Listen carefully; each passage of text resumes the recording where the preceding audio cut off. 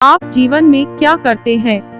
खाना, पीना, सूंघना, देखना, बोलना, सोचना, भाव करना, बोध करना, हंसना, रोना, स्वप्न देखना, गहरी नींद में सोना, चलना, दौड़ना, हाथों ऐसा ही कोई कार्य करना और चुप रहना।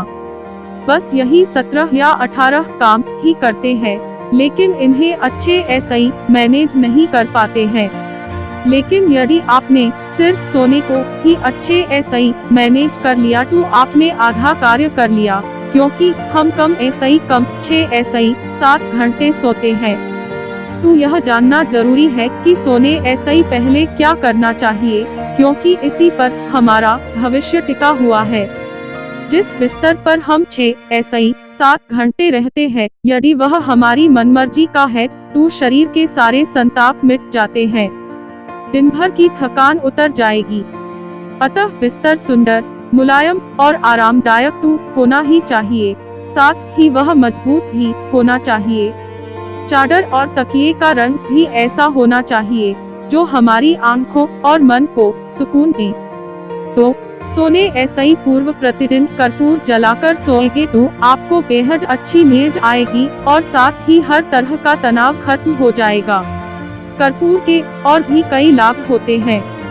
सोने ऐसा ही पूर्व आप बिस्तर पर वे बातें सोचें जो आप जीवन में चाहते हैं। जरा भी नकारात्मक बातों का ख्याल न करें, क्योंकि सोने के पूर्व के 10 मिनट तक का समय बहुत संवेदनशील होता है, जबकि आपका अवचेतन मन जागृत होने लगता है और उठने के बाद का कम ऐसा ही 15 मिनट का समय भी बहुत ही संवेदनशील होता है। इस दौरान आप जो भी सोचते हैं वह वास्तविक रूप में घटित होने लगता है। 4. आप सोने जा रहे हैं तो यह भी तय करें कि आपके पैर किस दिशा में हैं। दक्षिण और पूर्व में कभी पैर न रखें। पैरों को दरवाजे की दिशा में भी न रखें। इससे सेहत और समृद्धि का नुकसान होता है। पूर्व दिशा में सिर रखकर सोने ऐसा ही ज्ञान में बढ़ोतरी होती है।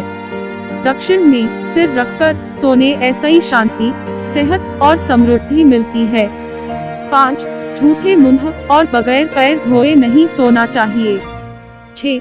अधोमुख होकर दूसरे की शैया पर, टूटे हुए पलंग पर तथा गंदे घर में नहीं सोना चाहिए। 7. कहते हैं कि सीधा सोए योगी, दाबा सोए निरोगी, जीवना सोए रोगी। शरीर विज्ञान कहता है कि चित्त सोने ऐसा ही रीढ़ की हड्डी को नुकसान पहुंचता है, जबकि औंधा सोने ऐसा ही आंखों को नुकसान होता है। 8. सोने ऐसा ही 2 घंटे पूर्व रात का खाना खा लेना चाहिए। रात का खाना हल्का और सात्विक होना चाहिए। 9. अच्छी नींद के लिए खाने के बाद वज्रासन करें, फिर भ्रामरी प्राणायाम करें और अंत में शवासन करते हुए सो जाएं।